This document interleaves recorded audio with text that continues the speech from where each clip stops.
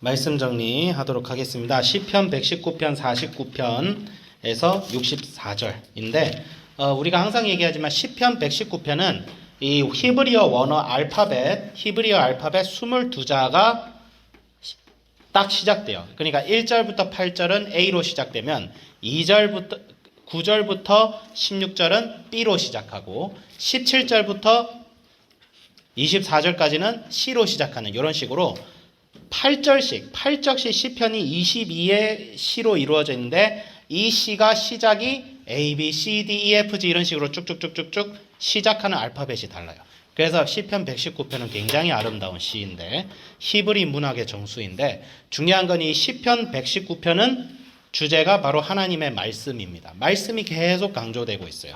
그럼 이제 오늘 우리가 배운 49절부터 64절도 알파벳 두 글자가 있죠. 49절부터 56절은 알파벳 자인으로 시작되는 시고 시편 57절부터 64절은 알파벳 헤트로 시작되는 거예요. 히브리 알파벳은 모음이 없습니다. 자음만 있어요. 모음은 원래 안 썼어요. 안 쓰다가 이제 현대 히브리어는 이제 쓰죠. 점 하나 찍어가지고 그걸 모음이라고 막 하고 있어요. 우리처럼 아에이오우가 없어요. 히브리어는 그게 그래서 22자밖에 없는 거예요. 원래 27, 28이 있어야 되는데 그래서 문단 구분하면 49절부터 56절은 고난 중에도 위로가 되는 하나님의 말씀이라고 해서 위로가 강조되고 있습니다.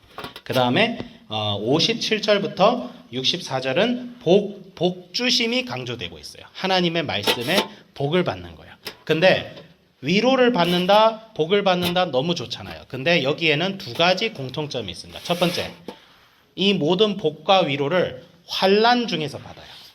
고난 중에서 받습니다. 여러분 이 시를 한번 읽어볼까요?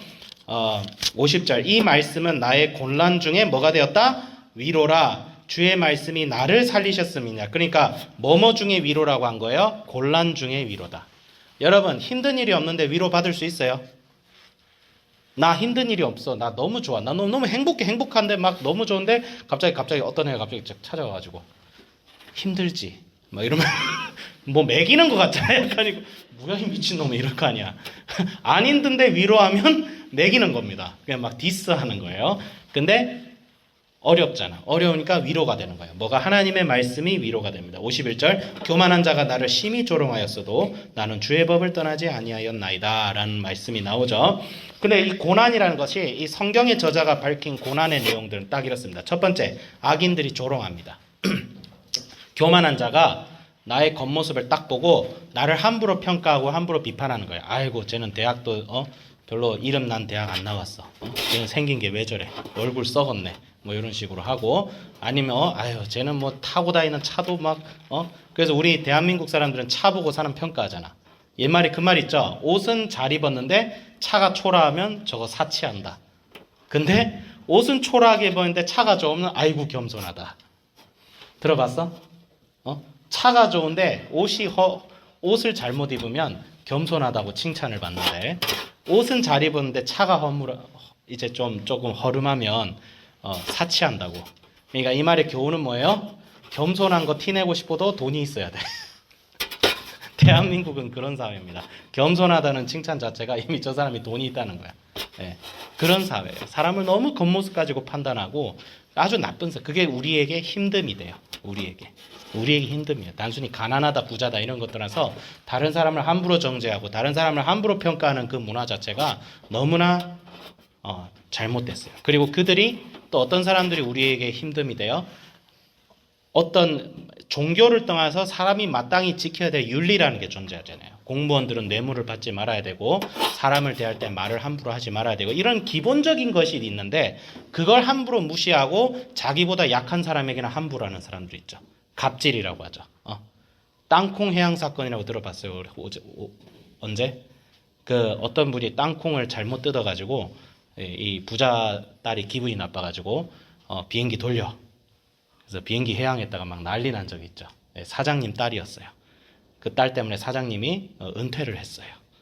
책임지고 그런 사건이 있는데 사람들이 왜 거기에 분노할까요?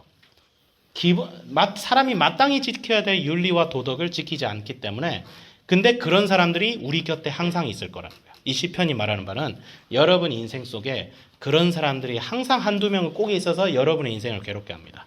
예. 그게 지금은 여러분 곁에 있는 학생일 수도 있고, 그럴 리는 없겠지만 선생님일 수도 있고, 근데 여러분 이제 대학교 가면 대학교 선배, 혹은 교수, 혹은 여러분 동료일 수도 있어요. 조별 과제할 때 그게 여러분 멤버에 딱 붙어 있으면 여러분 인생이 아주 곤란스럽겠죠. 그리고 여러분 졸업하고 나면 여러분 회사에서 만날 김 부장, 최 부장, 예배드리고 주여 저희를 구원하여 주시옵소서 하고 월요일에 딱 직장 가면 김 부장이 항상 있어요. 하나님은 그 사람을 사라지게 하지 않습니다. 믿습니까? 믿습니까? 절대 안 사라져요. 절대 안 사라져요. 그런 고난들이 우리들 가운데 있다는 거예요. 힘들어. 그러니까 내가 막 마음속에 화가 나고 분노해요. 그럴 때 누구에게 위로가 찾아온다는 거예요? 하나님의 말씀을 지키고 순종하는 자에게는 그 말씀이 나에게 복이 되고 위로가 돼요. 여러분이 말씀을 지키는 삶을 반드시 살아야 됩니다. 예수 그리스도를 믿는 자는 여러분 예수님의 말씀에 순종하면서 사는 것이 마땅한 거예요. 도덕과 윤리를 지키지 않는 사람이 자기가 힘이 세다고 함부로 할 때 사회적으로 얼마나 큰 분노가 찾아와요. 그렇죠? 저거 갑질한다, 돈 많은 것들이 또 저런다. 우리 뉴스에서 보면 막 나오잖아요. 근데 하나님의 말씀을 지키지 않는 사람들은 그와 같은 분노를 일으키는 사람이라는 거예요. 오늘 교회가 왜 이렇게 욕을 먹어요? 하나님 말씀대로 안 사니까 그런 거예요. 입으로는 주를 시인하면서 행동과 삶으로는 말씀이 없어요. 그러면 예수 안 믿는 사람이 그런 사람을 보고 하나님이 존재한다고 믿겠어요? 안 믿지. 나라도 안 믿을 거야. 나라도. 말씀대로 산다고 고백하고 하면서 입으로는 하나님이 존재하고 하나님의 말씀은 무호하다고 하면서 삶으로는 하나님의 말씀이 오류투성이라는 것을 아유 여실히 보여주고 있어요. 어떤 사람은 이렇게 입으로는 주여라고 시인하면서 삶에는 아무런 말씀에 대한 순종이 없는 사람을 가지고 실천적 무신론자라고 얘기해요. 실천적 무신론자. 입으로는 하나님이 살아계시는데 삶을 보면 하나님 없어. 하나님이 존재할 수가 없어. 하나님이 존재하지 않는다는 주장을 온몸으로 증거하고 있어요. 여러분, 예수 믿으면 아무렇게나 살아도 된다는 말은 성경이 주장하는 말이 아닙니다. 그거 거짓말이에요. 예수 믿으면 아무렇게나 살아도 구원받아라는 말은 거짓말이에요. 왜 거짓말일까? 예수님 믿는 사람은 절대 아무렇게나 살 수 없어요. 왜? 하나님의 말씀이 내 삶의 위로가 되고 내 삶이 복이 된다는 사실을 깨달은 자가 어떻게 아무렇게나 살 수가 있어요? 물에 빠져 죽을 것 같은데 튜브가 떠 있으면 말 안 해도 튜브 잡아요, 안 잡아요? 물에 빠져봤어 혹시? 혹시 물에 빠져서 막 숨이 헐떡헐떡 해본 경험 있는 사람? 나 그런 적 있어. 나 바다에 빠져 죽을 뻔한 적 있거든. 그래서 아버지가 날 구해줬어. 그때 아버지가 안 구해주고 그랬으면 난 여기 없지. 한세는 있을 수 있겠다. 어쨌든 중요한 거. 그때 한세 안 태어났을 때니까 어쨌든 중요한 건 뭐 나중에 또 태어나시겠죠. 네, 어쨌든 예. 그러니까 죄송합니다. 갑자기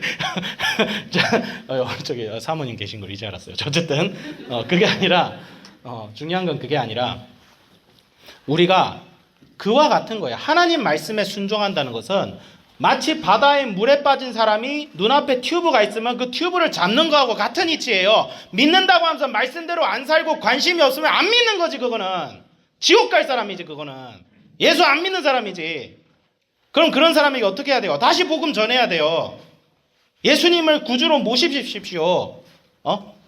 선생님 하는 말 착각하지 마세요. 막 이제 행동이 조금 모자란다고 지옥 간다. 그 얘기 하려는 게 아니에요. 우리가 하나님 말씀대로 뭘 살면 마음의 양심에 가책이 느껴지고 하나님 말씀대로 살아야 되는데 잘 안 되고 그런 마음이 들잖아요. 그러면 하나님 말씀대로 최선을 다해 살려고 노력하려는 그 동기가 생기잖아요. 그런 사람들은 구원을 받죠, 당연히. 그런 사람들은 성화의 과정을 밟아가는데 그렇지 않은 사람들이 너무 많아요, 여러분. 너무 많아요. 왜 그런 줄 아세요? 복음을 몰라요. 예수님 모르는 거예요. 교회 다니면 구원받는 줄 알아요. 교회 다닌다고 구원받는 거 아니에요.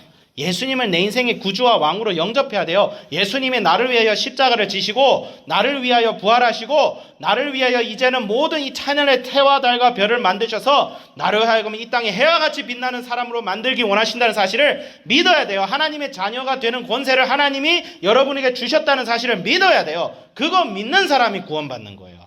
교회 다닌다고 구원받는 거 아니에요. 십자가 달린 건물 안에서 주여 주여 한다고 나더러 주여 주여 하는 자마다 천국에 들어가는 것이 아니요 오직 아버지의 뜻대로 행하는 자라야 들어간다. 하나님께 예수님께서 하신 말씀이에요. 예수님께서. 야고보서는 뭐라고 했어요? 행함이 없는 믿음은 죽은 믿음이다라는 거예요. 아브라함이 믿었으니 곧 행하였다고 돼 있잖아요. 믿음으로 구원받는 자는 반드시 믿음으로 행하게 돼 있어요. 그게 성경의 가르침이에요.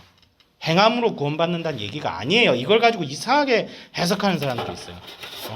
마치 행함이 부족하면 구원 못 받는다는 식으로 얘기하는 거 잘못했죠. 하지만 여러분 말씀의 그 은혜와 감격을 아는 사람들은 말씀대로 살게 돼 있어요. 네? 배가 고프면 밥 집어 먹잖아요. 너 밥 먹지 말라 해도 먹잖아요. 같은 이치예요. 믿으면 반드시 그것이 하나님의 말씀대로 살고자 하는 반응으로 나오게 돼 있어요. 왜? 그 말씀이 나에게 위로가 되고 나에게 은혜가 되고 나에게 힘이 되기 때문에. 때로는 방황할지라도 때로는 내가 교회도 안 다니고 갑자기 믿음에 약간 조금 음침한 그런 게 있어도 반드시 거기서 돌아오게 돼 있어요. 사람은 반드시 회복되게 돼 있어요. 하나님의 말씀대로 살아가는 삶, 예수님을 닮아가는 삶은 느릴지 몰라도 반드시 이루어지는 거예요. 성화는 반드시 일어납니다. 믿는 사람들에게. 그것이 속도가 좀 느릴 수도 있고 더딜 수도 있어요. 여러분들도 딱 키가 같진 않잖아. 어떤 사람은 키가 작잖아. 이런 말 하면 좀 그런가. 어떤 사람은 키가 작잖아. 어떤 사람은 키가 크고 그렇지만 누구나 다 잘하잖아. 여러분 중에 키가 나는 여러분 0살 때 애기였잖아요. 다 이만했잖아. 근데 지금도 키가 이만한 애들 있어? 아니잖아. 어쨌든 잘하잖아요. 여러분들 다. 그게 무슨 뜻이야? 여러분들이 살아있다는 증거잖아요. 예수님을 믿는다는 것은 내 영혼이 살아있다는 거예요. 살아있으면 반드시 잘하게 돼 있어요. 살아있다고 하면서 잘하지 않는 사람은 죽은 자예요. 예수 안 믿는 자예요. 여러분, 말씀이 여러분 삶의 위로가 되기 때문에 우리는 말씀에 순종할 수가 있어요. 말씀대로 순종 안 하면 하나님이 벌 줄 것 같아서 그래서 순종해야지. 그게 아니에요. 말씀대로 살지 않으면 이 세상이 답이 없다는 걸 깨달아 버리니까 말씀대로 살고자 하고 싶어져요.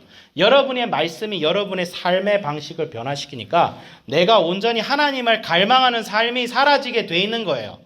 하나님 말씀대로 안 살고 싶은데 어쩔 수 없이 사는 삶이 아니라 정말 이 땅에 하나님 외엔 다른 소망이 없고 나에게 기쁨을 주는 것이 주님을 따르는 것 외엔 다른 길이 없다는 것을 내가 깨닫게 되니까 말씀대로 사는 거예요. 이 세상의 문화가 더 이상 나에게 만족을 주지 않는다는 것을 내가 깨달아 버리는 거예요.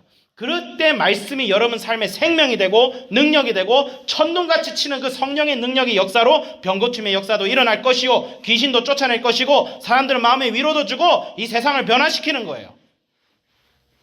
그게 말씀의 능력이에요. 이게 시편이 여러분에게 천둥같이 우렁차게 주장하는 거예요. 그래서 우리 모두가 말씀을 잘 배우고 매일 성경할 때 졸지 말고 말씀 잘 배우고 말씀 한 구절이라도 내 삶에 적용해서 정말 예수님을 닮아가는 삶을 살아야겠다. 그런 소망과 갈망이 우리 속에 있기를 소망합니다. 기도하겠습니다. 하나님 아버지 감사합니다. 말씀이 우리의 생명이요 힘이요 능력이요 위로이요 복입니다. 주님 하나님의 말씀을 고난 중에 어려움 중에 있더라도 능히 지키고 이겨나가는 삶 살게 하여 주시고 우리 삶의 어떤 어려움과 고난에서도 승리하게 해주세요. 예수님의 이름으로 기도드립니다. 아멘.